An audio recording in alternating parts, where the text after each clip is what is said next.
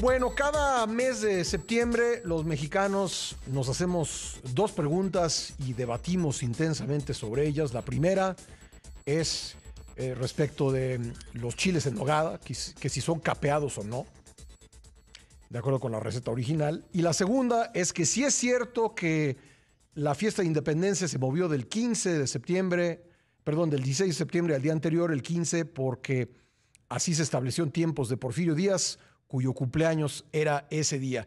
Discusiones circulares, no vamos a atender la de los chiles en nogada, pero sí la del grito de independencia con la doctora Úrsula Camba, historiadora que ha estado muchas veces aquí en el programa. ¿Cómo estás, Úrsula?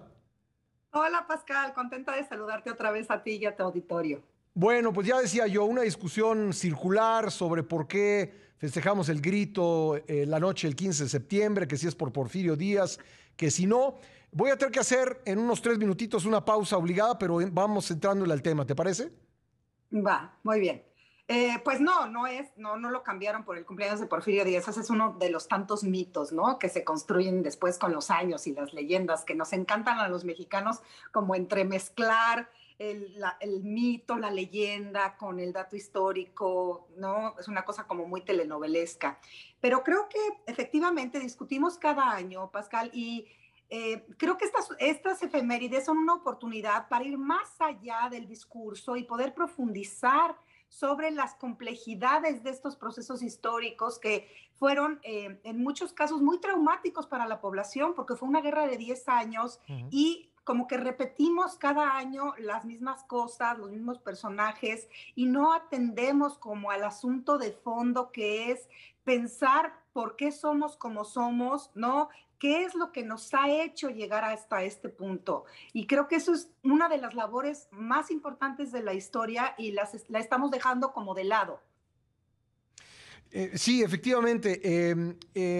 Una cosa que siempre me ha llamado mucho la atención, no quiero desde luego minimizar el papel de Hidalgo, de Allende y los primeros independentistas, pero hay que recordar que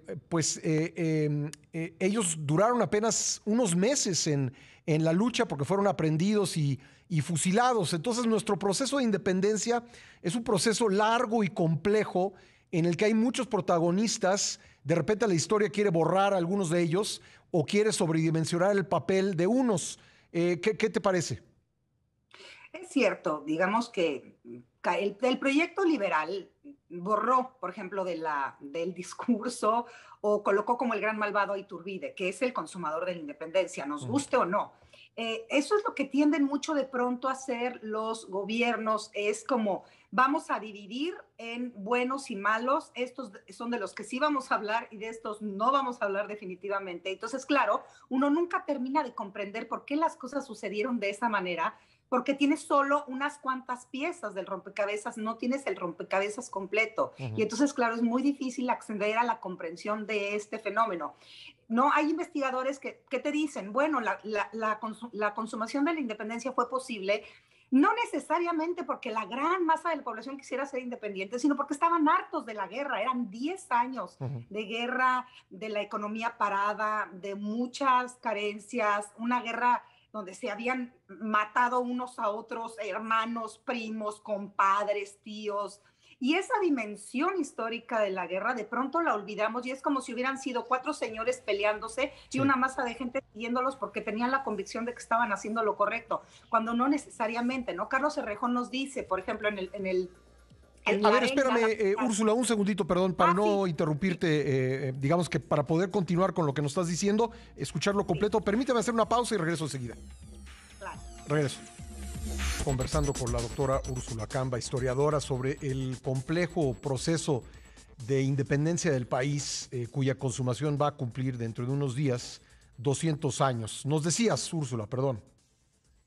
No, estaba pensando, Pascal, en esta arenga, esta primera arenga que hace Hidalgo en el pueblo de Dolores, ¿no? Cuando, digamos, como que justo esto, ¿no? Llama a la gente a unirse y les ofrece, nos lo cuenta Carlos Cerrejón, que es el gran especialista, nos cuenta que a los de a caballo les ofrece un real y a los de a pie les ofrece medio real. Entonces, claro, la gente pues va, ¿no? Ujú. ¿Quién te va a ofrecer un real cuando de pronto, no sé, con 2 reales podías comprar tu sustento de un día e incluso pagar tu renta? Eso era más para que la gente se imagine O más o sea menos que que era un un real recurso. vendría siendo que como unos 500 pesos, más o menos, por No, ahí. no, Ah, eso es muy difícil la sí. conversión porque es el, ¿cómo se Pero era llama una este cantidad sistema? importante de dinero, ¿no? Sí, una cantidad respetable como pues no para ir tirando para adelante. Entonces, claro, la gente lo sigue. Ajá. Pero pues en el fondo no es pues es un sacerdote, no es como Allende que es un militar, ¿no? Y tampoco nos cuentan que Allende y Hidalgo muy pronto se odian, ¿no? Y Allende está viendo cómo deshacerse de él, incluso está planeando envenenarlo porque ya no lo soporta. Entonces, estas pasiones desbordadas es como si no se permitieran en los héroes nacionales, ¿no? Que Ajá. eran humanos igual que nosotros y odiaban y amaban y tenían miedo igual que nosotros. Y creo que también hay que acudir a esos sentimientos y a esas pasiones como para poder entenderlos más allá de la estatua de bronce en la que están Claro. colocados desde tiempo inmemorial, ¿no? Ahora, un gran problema que tenemos es que hay muy pocos documentos, bueno, prácticamente ningún documento, hay, digamos, algunos testimonios recogidos sobre lo que ocurrió el 16 de septiembre de 1810 en Dolores, y por lo mismo no sabemos exactamente a qué hora tocó las campanas de la iglesia, era domingo, y no sabemos exactamente cuánto tiempo tardó la gente en reunirse, porque era un día domingo, la gente llegaba del campo para comprar o para vender. Y bueno, aparentemente muchos de los que llegaron del campo fueron a dar a la parroquia y escucharon algo que les habrá dicho el cura Hidalgo, pero no sabemos exactamente qué pasó. Bueno, es que también esa contabilización del tiempo es una cosa muy moderna, Pascal, ¿no? Que antes no importaba como nos importa ahora. Recordemos que el tiempo, por ejemplo, no se medía en relojes, no para la gran mayoría de las personas, aunque ya existían los relojes, por Sí, supuesto, desde mucho tiempo atrás. La vida se mide en campanas. La sí. vida se entiende en campanas, las campanas de maitines, de vísperas, de nonas, ¿no? De completas, son las que te dicen el día. Y bueno, se sabe que las toca muy temprano, efectivamente muy temprano en la mañana, que es cuando la gente, pues sí, porque la gente empieza cuando empieza el sol. No es como ahora que tienes unas blackout y entonces pueden ser las 12 del día y no has empezado el día. Ahí es, sale el sol y el día empieza porque hay que aprovechar la luz natural. No hay luz eléctrica, ¿no? Las velas son caras. Es Ujú. decir, se aprovecha mucho más el entorno, digamos, ¿no? Entonces, esta contabilización del tiempo es una preocupación muy de nosotros, Pascal, muy moderna, muy de necesito saber el momento exacto en el que sucedió, ¿no? Necesitamos entender que en su contexto sucedió así, sin importar como el tiempo que les llevó, Ujú. porque era pues un sacerdote, y un sacerdote era una figura de respeto, un testigo de calidad, una figura a la que se acudía, ¿no? Para consejo, para todavía hasta hace unos pocos años, ¿no? Siguieron siendo estas figuras casi únicas a las que acudías. Entonces, creo que necesitamos también vuelvo a lo mismo, Pascal, perdón porque me repita, pero sí creo que es una preocupación que necesitamos recuperar, deshacer esta historia de bronce Ujú. para poder acercarnos a los personajes históricos en una dimensión humana. Por ejemplo, entender por qué Hidalgo, antes de su fusilamiento, pues termina aparentemente arrepentido de lo que había hecho, ¿no?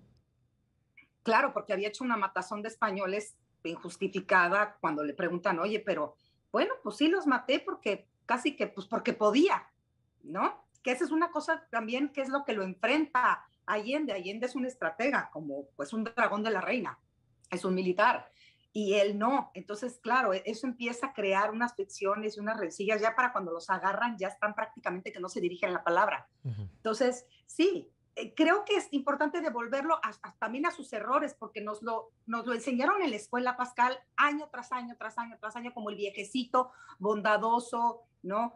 Prístino, incapaz de un error, incapaz de una equivocación o de una crueldad. Ujú. Y pues eso es lo que no nos ha dejado también entender de qué va México y cómo estamos compuestos de cosas terribles y destructivas, pero también de cosas prodigiosas y emotivas. Y esa ambigüedad, esa ambivalencia es como muy importante integrarla para poder entender el origen de lo que somos o parte del origen de lo que somos.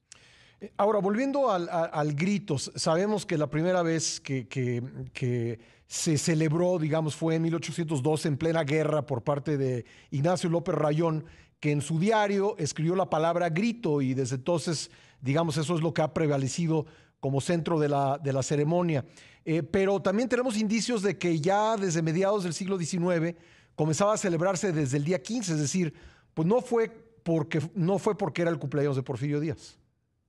No fue porque fuera el cumpleaños de Porfirio Díaz, te digo, eso es un mito que se ha como que perpetuado a través de los años. Y ciertamente los gobiernos, bueno, en el 19, que tú sabes que es un siglo muy convulso, de muchísima dificultad, de la conformación de la nación mexicana, de miles de intentos, de ensayos políticos, de proyectos liberales, de proyectos federales, centralistas, es decir, federalistas. Es muy difícil y claro, el gobierno, el Estado necesita encontrar en el siglo XIX, y se entiende así, necesita encontrar los grandes momentos, ¿no?, fundacionales de la patria. Y entonces, claro, la independencia es el momento fundacional, que es donde se eliminan los 300 años anteriores, y es aquí, no pasó nada y México nació en este momento.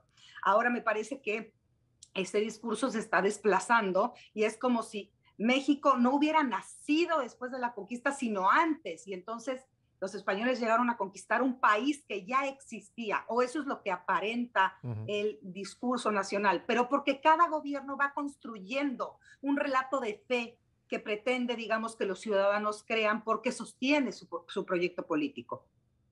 Antes de la conquista, pues no había un país, ¿no? Es decir, eran territorios en los que vivían distintos grupos étnicos, pero pues probablemente entre ellos había pues tanta diferencia como entre los habitantes de Europa, ¿no? En cuanto a idioma, en cuanto a costumbres, en cuanto a orígenes.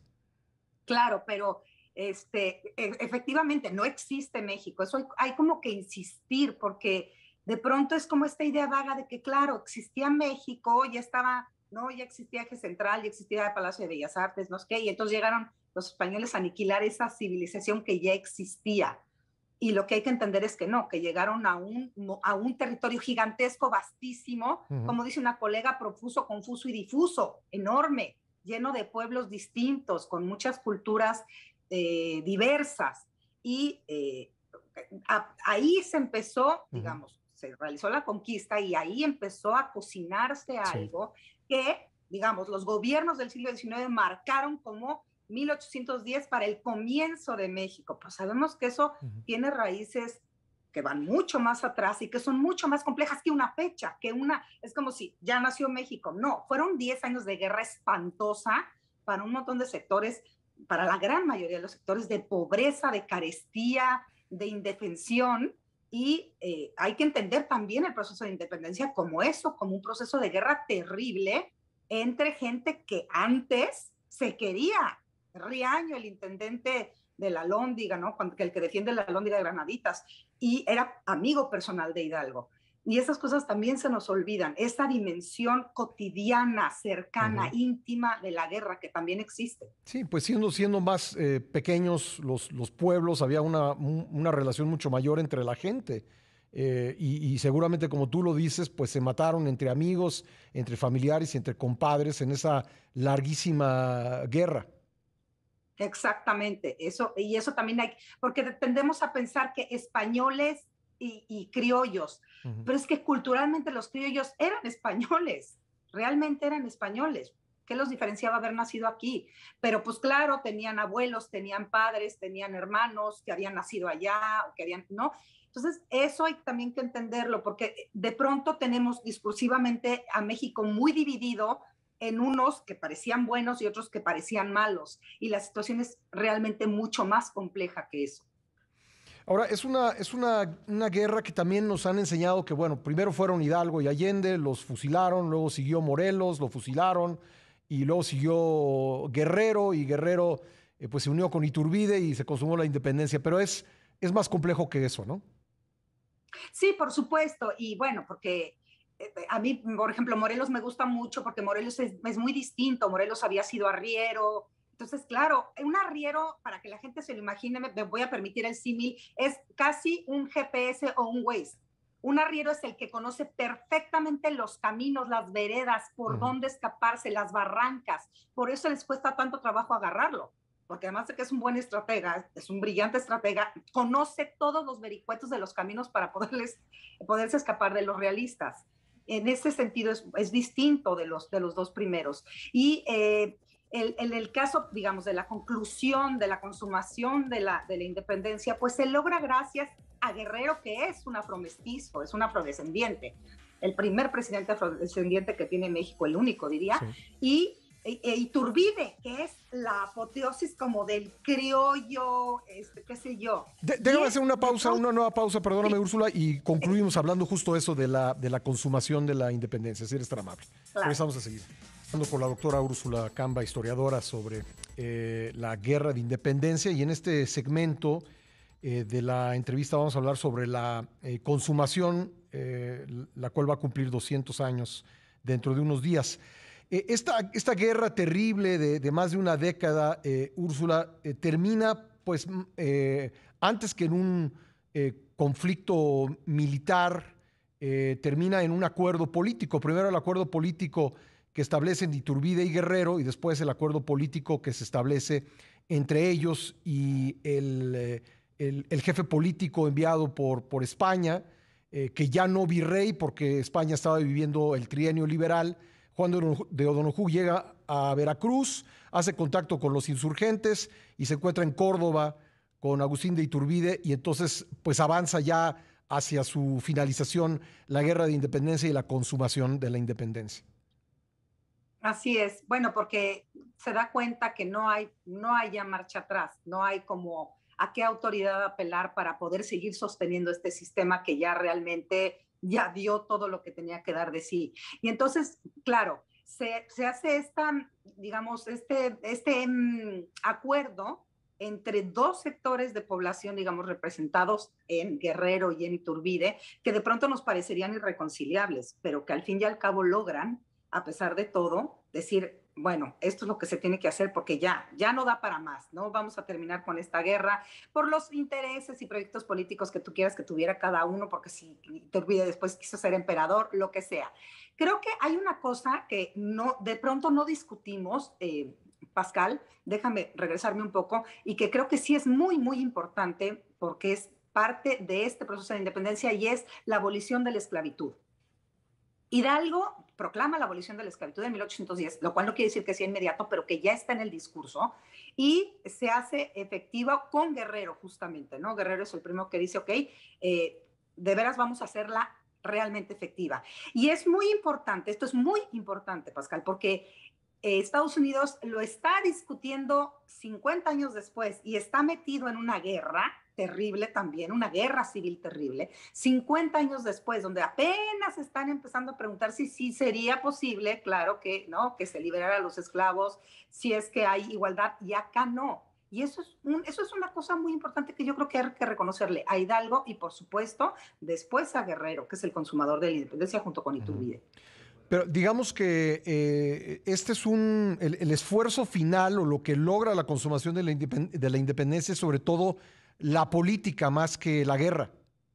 Sí, por supuesto, claro, las negociaciones, ¿no? El ceder, el decir, ok, bueno, yo te voy a dar esto, pero tú esto. Sí, porque el conflicto armado ya no tiene sentido. Además, el de Guerrero ya es una cosa muy localizada, ¿no? En el sur, un ejército más pequeño, ya está exangüe, digamos, de alguna manera el movimiento. Entonces, sí, hay que apelar como a la inteligencia política y a la sensatez para poder finalmente darle una conclusión a esta cosa que es desgarradora durante 10 años.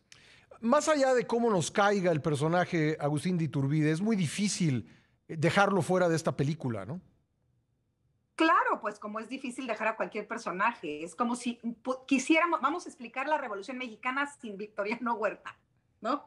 Aunque se me permite el símil. O vamos a explicar la conquista sin Hernán Cortés, ¿no? Es como vamos a seleccionar a los grandes villanos, vamos a explicar el convulso siglo XIX sin Santana. Pues no se puede, no, necesitas que cada pieza de ese rompecabezas explique su función y su determinación en los procesos históricos, porque entonces, claro, pues por eso no entendemos nada.